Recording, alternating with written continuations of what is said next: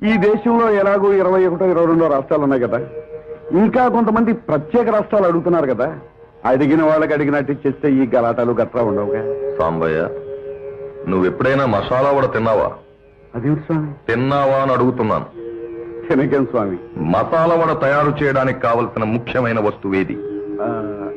శనగపప్పు. అది పండేది? బెంగాల్. మినప్పప్పు? మధ్యప్రదేశ్. ఆవాలు? ఒరిస్సా. నూనె? గుజరాత్. ఉల్లి మిర్చి? ఆంధ్రప్రదేశ్. కట్టెలు? అడవి ప్రదేశ్. ఇనప మూకుడు? రూట్కల. సత్తుగరిట? బిలాయ్. రుబ్బురోలు? కడప. తినేవాడు? బెజవాడ. తినేవాడు? గుడివాడ, కాకినాడ, వాడవాడ, వాడ.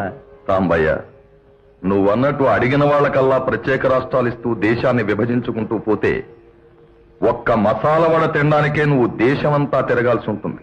అంచేత విభజన అన్నది దేశానికి